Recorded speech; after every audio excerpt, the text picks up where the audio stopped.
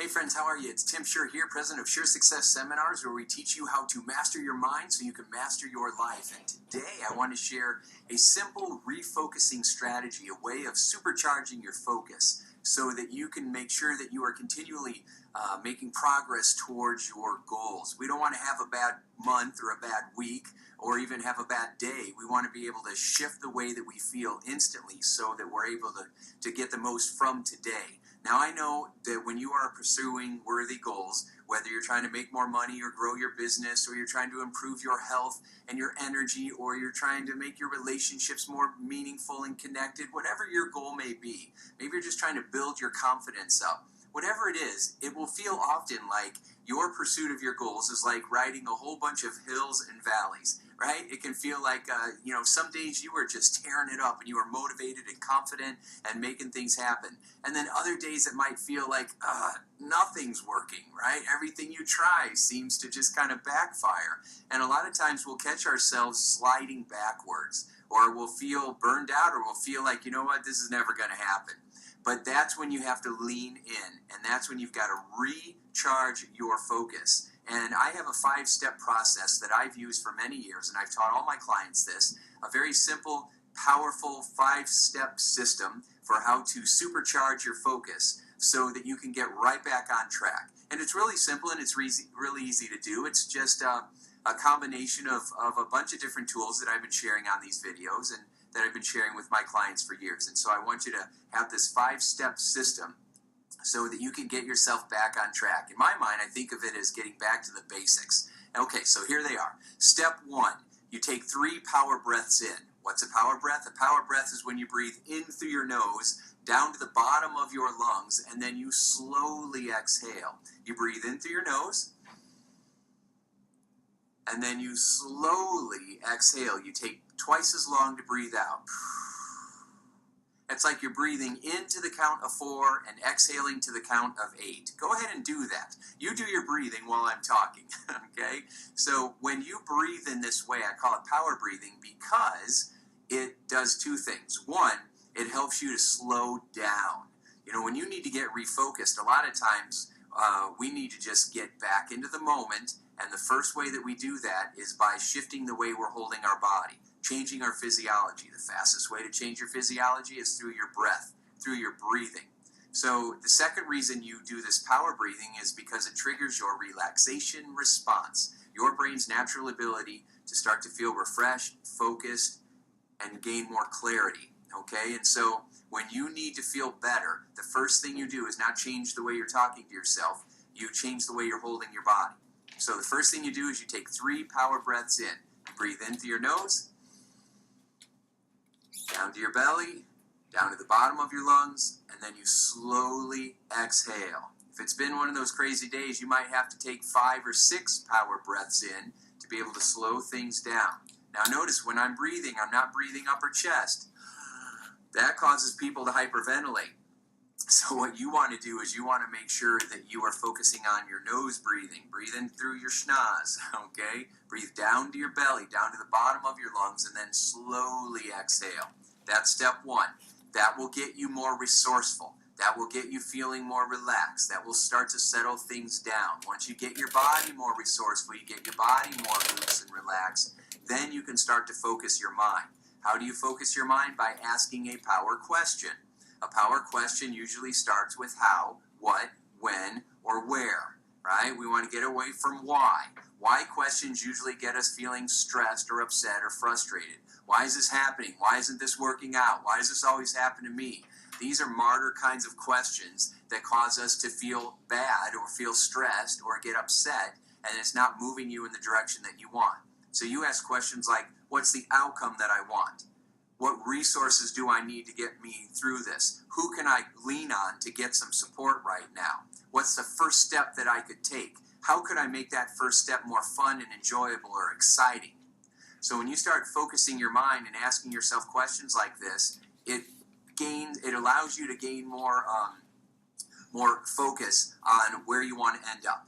Okay, so the first thing we do is get ourselves more resourceful. Then we start to focus on what the outcome is so that we know where to move, what direction to move in. Then the third thing that we need to do is we need to create more clarity. And the way that we create more clarity is we ask ourselves, what's the goal for the end of this week? Okay, I know that a lot of times we might have great big goals, but big goals are just a series of smaller goals. So we take the big goal and we break it down into smaller steps. So what's the goal that you have for the end of this week, for the next 7 days? What is that outcome that you want to get to? And so you start to break it down. All right, by the end of this week, I want to be able to have this accomplished. I want to be able to have this done. And you're giving yourself a deadline as well, because a lot of times if we don't have that deadline, we won't get to it. We'll keep pushing things off. So set deadlines for yourself for your personal goals. You might have goals for work, you might have goals for other things, but a lot of times you might have deadlines at work, and you might have deadlines for other things that are going on, like bills that have to be paid or whatever. But a lot of times we don't set deadlines for our personal goals, and I think that's why often we miss out. And so I want you to think about what you need to do for the end of this week, where you want to be, and then you set that deadline for yourself, right? Then step number 4 is you set 3 daily action steps. 3 daily action steps that you're going to take that are going to move you towards that weekly goal. It's very important to get up and know in the morning that you're going to be doing 3 things during the day that are going to move you towards that goal. Now, you could do a lot of things to move towards a goal, but I want you to prioritize. I want you to think, what are the 3 top things that would move me to my goal fastest? Because the key to achieving success in record time is prioritizing. So you've got to take a look at all the things that you might be able to do to move towards that goal, and then come up with the top 3 things that will get you there faster.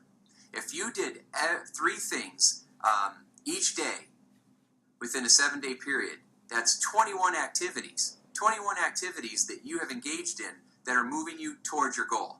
That's a lot, right? So if you think of it that way, 21 activities is going to make some real progress for you.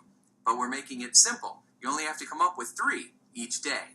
And a lot of times what you might do is the night before you decide what your priorities are going to be for the next day. So when you wake up, you have clarity and you know exactly what to do. The more clarity you have, the more excited you'll become. Because when you know exactly what your plan is and you know exactly what you're going to do to feel excited about it, then it's easy to follow through. And so make sure you do that. And then the 5th step in this simple process is to set up a reinforcing environment. Set up your environment. Create an atmosphere around you that feels inspiring, that feels motivating. Do you have some motivating posters around you?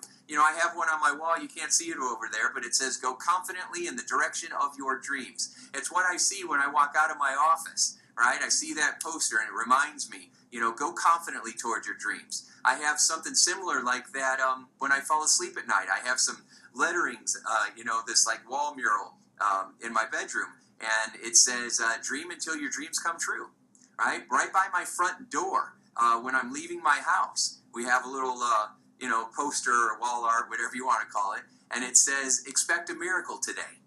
All right? So that I keep putting these inspiring little quotes in my mind by having them in my environment. You might listen to inspiring music. I have a whole bunch of movies that I've bought so that whenever I feel like I need to get a little inspired, I'll watch some of these movies and all of a sudden I get fired up. I have people in my life that I can call that can help me start to feel recharged, all right, or inspired or supported, whatever it may be.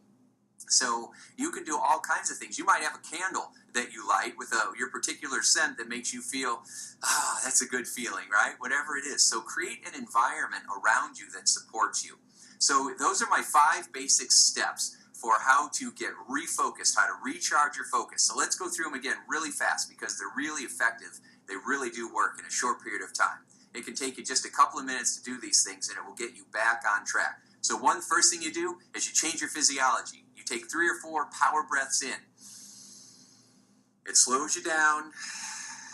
It relaxes your body, which opens your mind. The second thing you do is you ask yourself a power question. What's my outcome? What do I want to have happen? How do I want this to go? How do I want to feel? What do I want to bring to this day? The third thing you do is you set your goal for the week so that you know what you want to accomplish by the end of this week in the next 7 days. Then you decide that you're going to do 3 activities each day that are going to move you towards that weekly goal, and you're going to prioritize those activities so you know exactly where you need to be spending your time. And then finally, you create an environment around you that inspires you, that helps you to feel encouraged, that motivates you, that keeps moving you in the direction of your dreams. So practice these tips and then apply them, and then let me know how they work for you. And let's together continue to make your day a sure success. Thanks so much, and I will see you soon.